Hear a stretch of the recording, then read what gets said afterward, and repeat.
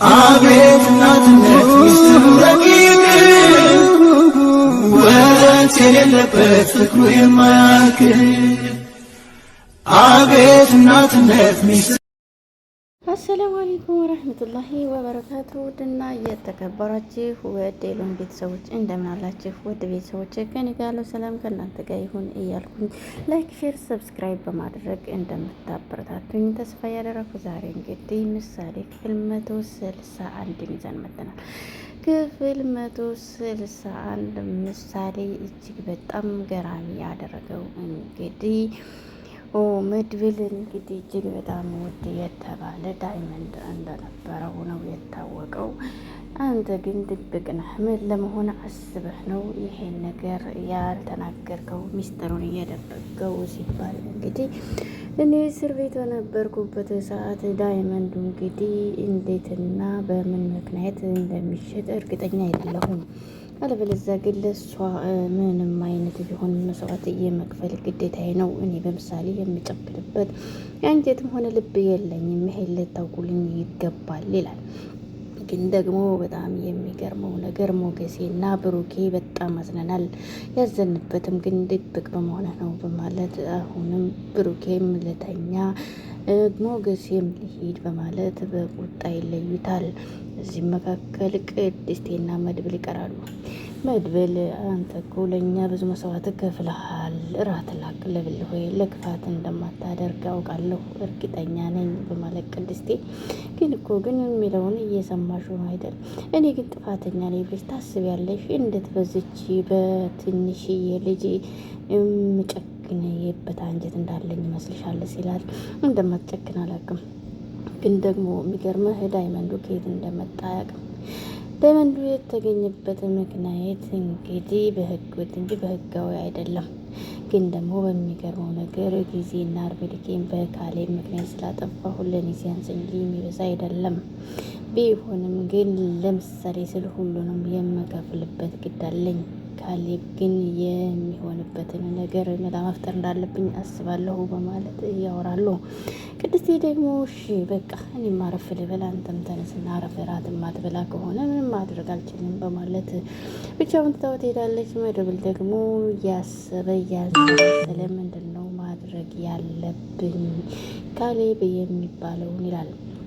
ግን ብሩኬ እጅግ በጣም ውስጡ ተረብሿል። የተረበሽበትም ምክንያት እጅግ በጣም የምወደው ውድ ወንድሜ እንዴት በልጄ ላይ ሊጨክን ቻለ?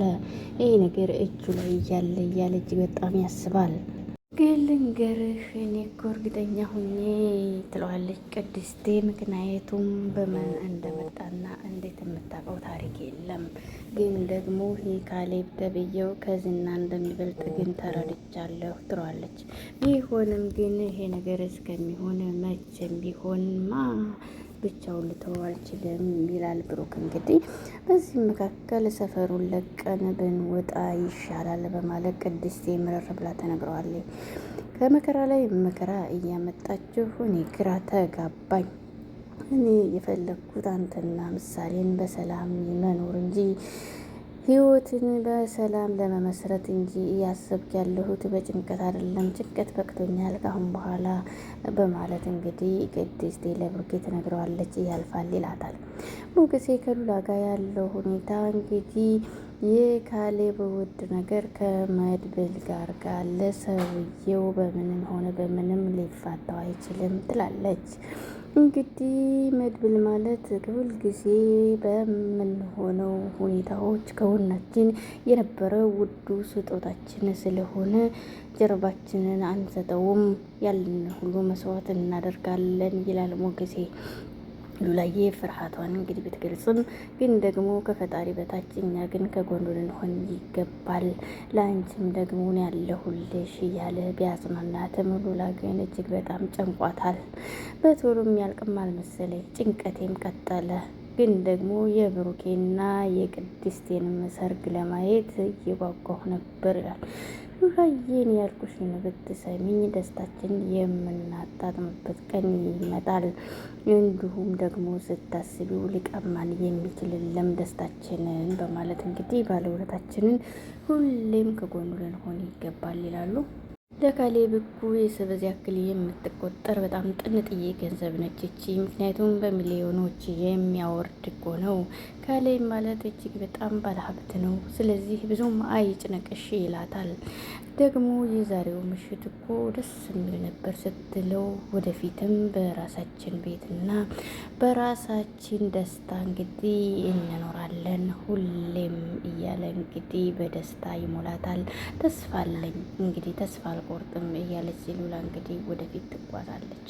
ውድ ቤተሰቦቼ መድብል ደግሞ ይሄ ነገር እንደው አንድ ቀን ሊስተካከል ይችላል እና ደግሞ እንብላ እያሉ እያወራሉ። አዎ ምግብ እንብላ ከጭቅጭቁ ይልቅ እንግዲህ ማዕዱን ተባርኮ ብንበላ ይሻልም እያለ ቅድስቴ እንግዲህ ምግቡን ይቀጥላሉ። ቅድስቴ እንግዲህ ምግቡን እያደለች ባለበት የመጀመሪያ ቅድሚያ የምትሰጠው ጥብዓት ለብሩኬ ነው።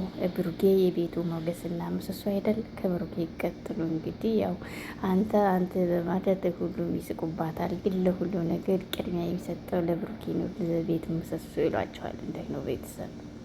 እንግዲህ ሻይ አፍልታ እየጠጡ ነው እና ቡና አይሻልም ነበር እንዴ? ግን ቅድስቴ እንዴት ሻይ አፈላሽ ሲል ኧረ ቆንጆ ነው ይጣፍጣል በጣም እስኪ እንደው ትንሽ አውራን እስኪ እያለ እንግዲህ ስለ ዘሩባቤል በማለት ያው ሞገስ ይቀጥላል። ስሙን ያወጣሁት ራሴ ነኝ ግን ደግሞ አስበዋል የማይሆኑ ነገሮች ላይ እንግዲህ በነገራችን ላይ በአሁኑ ዘመን እየተሰራ ያለውን እንግዲህ ስም ቀይረው ብዙ ነገሮች እንደሚሰሩ ነው የሚያሳየው። ወደ ቤተሰቦች ብዙ ነገር ያስተምራል። እዚህ ጋር ለተማረበት አብዛኛው የሀገራችን ሰው የሚሰሩት ስራ ማለት ነው። በዚህ መካከል እንግዲህ እነሱ እየጠጡ ባሉበት ዳጣዬ ከየት መጣች ሳትባል እንግዲህ ከች ብላለች። ዳጣዬ ደረሽበትን በማለት እንግዲህ ቆሎ ይሰጧታል። አራካ ካሰችው በአንድ ጊዜ እያሉ ቀልዱባታል ማለት ነው። እንግዲህ በዚህ መካከል መድብሌ እኔ ምን ላምጣ ምን ልታዘዝ እስኪ ለዳጣ እያሉ እንግዲህ ቀልዳሉ። ቅድስቴ ወደ የትማት ሂጂ ያለውን መቅመስ ይቻላል ይበቃል። ግን ደግሞ እኔን ጥላችሁ ነበር እንደ እየበላችሁ ያላችሁ ታስባችሁታል? ምን ላይ ናችሁ ትላለች። ኧረ እንዴት ነሽ ይላል እንግዲህ መድብሌ። ደህና ነኝ አለሁ በማለት እየደረሰችበትን እንግዲህ ዳጣየዋ እንደው ቤቱ ጭር ሲል አንቺ መጠስ ሲል ዳጥነት መታፋፈሽ ልታረጋቸው ዝግጁ ላይ ነች። ለማንኛውም ሰርጉን ፈዘዝ ያደርጋቸውን ለምንድን ነው ወይስ ቀበሌ ፍርር ማስባችኋል? በማለት እንግዲህ ወይ ከቀበሌ ደግሞ ወደ መዘጋጃ በማለት እንግዲህ ካገባህ እጅግ በጣም ቆይተሃል። አሁን እኮ ከመዘጋጃ ወደ ቀበሌ ተቀይሯል ማለት ቀልዳለኝ።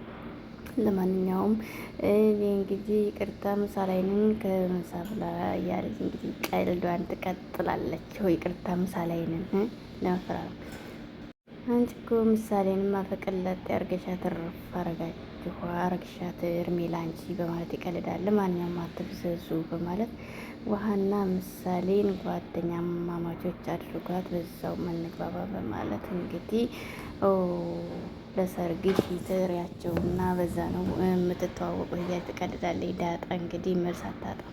ለማንኛውም ዝና ሲታሰር እናንተ ፏፈሽ ብላችሁ እንግዲህ የሚገርመው ነገር ሉላና ሞገሴ ደስ ብሏቸዋል።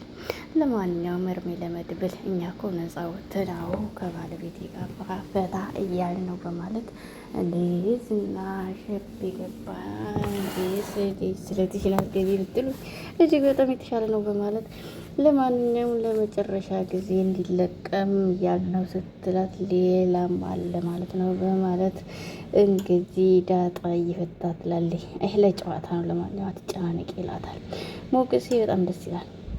ለማንኛውም የቅድስት ቤተሰቦችም ደውለው እንግዲህ ጥሎሹንም ወደው በውሳኔቸው መካከል እንግዲህ የሰርጉ ቀንም ተቆርጧል እኮ በማለት አሁን ነው ደውሎ የነገሩን። ስለዚህ ከ3 ሳምንት በኋላ ብለው ስለወሰኑ ተሰትል ዳጣ እንግዲህ 3 ሳምንቱ በጣም ቀርቧል ልንረግጠው ነው ወይ ሰርጉን በማለት እየቀለዱ እንግዲህ ይገኛል። ለማንኛውም በማለት ዳጣ ጀመረችው ከያሁ ውጭ ሌላ ዝሰኒ ባክሺ በማለት ቁጭ አደረጋት አስደንግጦ። እሷ በድንጋጤ ሄዳ ቁጭ ስትል እሱ ሊቀልድ ነው። ለማንኛውም በማለት ሞገስ ግን ምን አስበህ ነው ውይ ከኔ ጋር ትሆናለህ ብዬ ስትል ኧረ የክፉ ቀኔ ጓደኛዬ ውዴ ውዷ ትንሽና ውብ ይቀበላል ሲል በቃ እንግዲህ ሆንትቼ አለገና ልል ነው በማለት ዳጣ የደስታውን ትገልጣለች። ለማንኛውም ደጋሽ ካለኛ እየዞሩ ለመብላት እኛ ምን ችግር አለ በማለት ይቀጥላል። እንደናንተ አይደለሁም ትላለች ዳጣ። በዚህ መካከል እንግዲህ የሆነ ነገር አስታወሰችኝ። ወክ እያደረግኩኝ ማህሌት ማደሪያ አየኋት እኮ በማለት እንግዲህ ትቀልዳለች። ስለ ማህሌት ስትነግራቸው ቅድስት ደነገጠች እና ማህሌት ጎዳና ወጥታለች ማለት ነው ስትል ትናንትና ግን የሆነ ለማደሪያ ሰጥቻታለሁ ትላለች። ለማንኛውም የሰጠናትን እድል ሁሉ መጠቀም ባለመቻሏ እንግዲህ ራሷን ጎዳና ላይ ጥላለች። ከዚያም በኋላ ፈጣሪ እንዲረዳት ጸሎት ብቻ እንጂ በምንም ልንረዳት አንችልም በማለት መድብል እንግዲህ ይነግራታል። ግን እዚህ ጋር ኤፍራታ ደግሞ ከመርዞ ጋር በመሆን እንግዲህ ጥገኝነት በቃ በጣም ተጫወተባት መርዞ። የሚገርመው ነገር ማለት ነው እሷ በጣም ከሚባለው በላይ ከጎዳና ተታታሪ እኮ አትሻልም በነገራችን ላይ ማለት ነው። የሚገርመው ነገር እሱ መቶ ሲገባ ሲወጣ እንደፈለገ ሲፈልግ ለሽ ሲፈልግ ብድግ የሚለውን ራሱ እኮ አያውቅም። አንተ ግን ምን እያልክ ነው ስትል አልተሻለሽም ወይ? ባልጠፋ ሰዓት እንዴት ትታመሚያለሽ? ሆድ ድርቀት ይዞሻል ወይ? ለማንኛውም ይሄ ከተልባ ውጭ ሌላ ምን መድኃኒት አለ? በማለት ስለ ቦቦ እያወራ ለሁላችንም በማለት ይቀልዳል። ለማንኛውም የምታወራውንም አታውቅም በማለት መርዞ እንግዲህ ይቀልዳል። ለማንኛውም ውድ ቤተሰቦቼ ከተመቻችሁ ላይክ፣ ሼር፣ ሰብስክራይብ በማድረግ አበረታቱኝ። ውድ ሀገሬ ልጆች እውነት ለመናገር ከስራ ጋር ያለን ከመጨናነቅ እንግዲህ በግድም በውድም መስራት ስላለብን ነው። ከአበረታታችሁን ደግሞ እናንተ ለኛ ምርኩሳችን ናችሁና ላይክ፣ ሼር፣ ሰብስክራይብ ያደርጋችሁ ጥሩ ነገር ለማድረግ እንሞክራለን ለማቅረብ ኢንሻአላህ። ላይክ፣ ሼር፣ ሰብስክራይብ አድርጉ ሀባይቢ። በኮሜንት ሀሳብ